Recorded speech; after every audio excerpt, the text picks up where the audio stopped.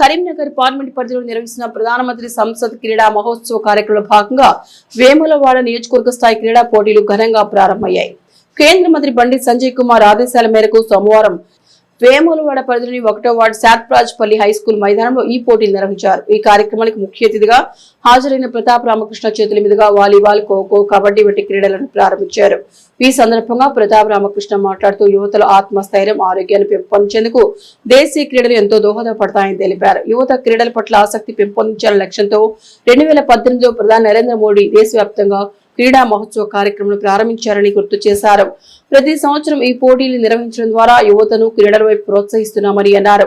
పోటీలో పాల్గొన్న క్రీడాకారులు గెలుపు ఓటములను సమానంగా స్వీకరించి ముందుకు సాగాలని సూచించారు. తల్లిదండ్రులు పిల్లలకు చదువుతో పాటు క్రీడల్లో కూడా ప్రోత్సాహం అందించాలని పిలుపునిచ్చారు. ఈ కార్యక్రమంలో బీజేపీ పట్టణ అధ్యక్షులు రాపల్లి శ్రీధర్, జిల్లా ఉపాధ్యక్షులు శ్రీనివాస్, కౌన్సిలర్లు మంగళ శ్రీనివాస్, మైలారం శ్రీనివాస్, వివిధ మండలాల అధ్యక్షులు, క్రీడాకారులు పెద్ద సంఖ్యలో పాల్గొన్నారు.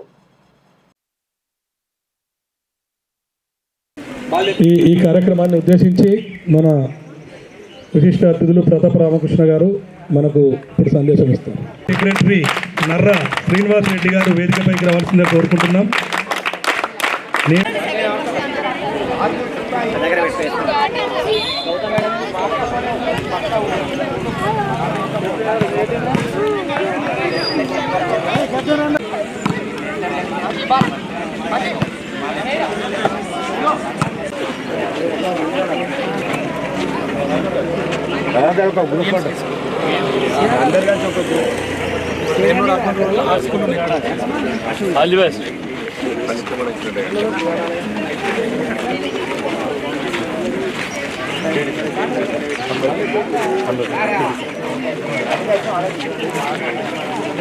అన్న ఒక గురు ఫోటో.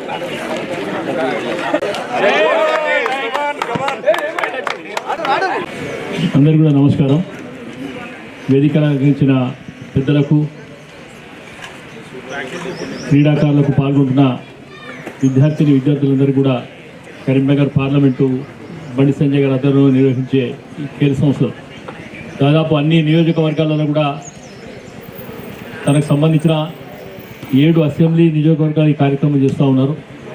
అంటే చిన్నపిల్లల క్రీడా నైపుణ్యాన్ని పెంచే విధంగా నరేంద్ర మోడీ గారు ఒక పిలిపించారు. ప్రధానమంత్రి గారు ప్రతి పార్లమెంట్ సభ్యులు కూడా వాళ్ళ పరిధిలో దాదాపు ఈ నెల దేశమంతా, భారతదేశం అంతటా కూడా అన్ని అసెంబ్లీ నియోజకవర్గాలలో కూడా ఈ కార్యక్రమం, ఈ క్రీడోత్సవాలు నిర్వహిస్తూ ఉన్నారు. మరి క్రీడలకున్న ప్రాముఖ్యత అందరికీ కూడా మీకు చాలా వరకు తెలుసు.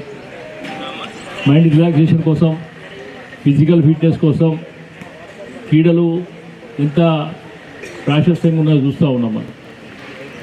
అంటే ఇప్పుడు క్రీడలు అంటే కేవలం ఓన్లీ క్రికెట్ అనే ఆలోచన యూత్లో వస్తూ ఉంది. ఓ కవి చెప్పిండు అందుకే, ఆట అంటే క్రికెట్, చదువు అంటే ఎంసెట్ అని. చదువుకున్న ఎంసెట్ రాయాల్సిందే, చిన్న పిల్లల వాళ్ళు క్రికెట్ బ్యాట్ పట్టాల్సిందే. కానీ అవి రెండే కాదు, జీవితం అనేక రకాలుగా గ్రామీణ క్రీడలు, భారత క్రీడలు చాలా ఉన్నాయి మనం ఆడుకోవడానికి. ఇది ఒక కాంపిటీషన్ వరల్డ్. మరి కబడ్డీ కానీ, ఖోఖో కానీ గ్రామీణ క్రీడలకు ఆసక్తి తగ్గుతూ ఉంది. మరి గతంలో హాకీ, కబడ్డీ మన ఛాంపియన్స్గా ఉన్నాం భారతదేశం అంతా కూడా. మరి ఆ విధంగానే ఈ కార్యక్రమంలో మనందరూ కూడా మీరందరూ భాగస్వామి అయినందుకు మరొకసారి కూడా మీ అందరూ కూడా స్వాగతిస్తూ ఉన్నాను. పాల్గొంటున్న ప్రతి వారు కూడా అందరం గెలవలేము. నేను చెప్తాను అప్పుడప్పుడు, మీకు కనీసంగా సంవత్సరాలకు టోర్నమెంట్ ఉంటుంది. మాకు పొలిటీషియన్ కలిసి 5 సంవత్సరాలకు ఒక్కసారి మాకు పోటీలు. అలా మేము ఈ టీంలో నెగ్గాలంటే, వాలీబాల్లో నెగ్గాలంటే 6 టీం సభ్యులు సరిపోతారు. క్రికెట్లో నెగ్గాలంటే 11 మంది సభ్యులు. ఏ ఒక్కరిద్దరు సక్సెస్ అయినా గెలుస్తారు.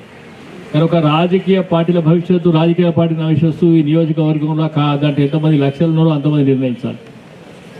అందుకోసం క్రీడలకు ఏదైతున్నదో ఆ ప్రాముఖ్యతను, ఫిట్నెస్ కోసం మీరందరూ కూడా తల్లిదండ్రుల మనస్తత్వం కూడా తెల్లారి లేస్తే టిఫిన్ బాక్స్ పెట్టి ఇమీడియట్గా స్కూల్కి తోలుతారు, కానీ ఒక 10 నిమిషాలు ఆడుకోమని పిల్లలకు చెప్తలేరు. ఇన్స్టిట్యూషన్స్ కూడా, ప్రైవేట్ ఇన్స్టిట్యూషన్స్, ప్రైవేట్ కాలేజీలు, స్కూల్స్ అన్నింటిలో కూడా అదే తాకిడి. అందుకోసం ప్రతి వాళ్ళని కూడా కనీసం ½ అన్ అవరో 1 అవరో వాటి కోసం కేటాయించుకుంటే మనందరం కూడా బాగుంటాం. మీ ఫిట్నెస్ బాగుంటుంది. ప్రత్యేకంగా కూడా చెడు అలవాట్ల దూరంగా ఉంటాం. మరి యూత్ను చూసినట్టయితే మరి క్రీడలు ఈ గ్రౌండ్ సాయంత్రం చూస్తే ఖాళీ కనిపిస్తుంది, మరి పరిమిట్ రూమ్ చూస్తే మాత్రం ఫుల్ కనిపిస్తూ ఉన్నాయి ఎక్కడ చూస్తే తాగడానికి. మరి ఈ విధానం భారతీయ సంస్కృతి కాదు కనుక వాటన్నిటి కూడా మనం దూరంగా ఉండి మీకు అవకాశం ఇచ్చిన మీ టీచర్స్కు వాళ్ళకో మీ తల్లిదండ్రులు ఏదైతున్నదో చాలా కష్టపడి చదివిస్తున్నదో వాళ్ళందరికీ కూడా మీరు న్యాయం చేయాలని మరొకసారి కూడా బండి సంజయ్ గారి తరఫున మీ అందరికీ కూడా నేను ఆహ్వానం పలుకుతా ఉన్నాను. భారత్ మాతాకి జై.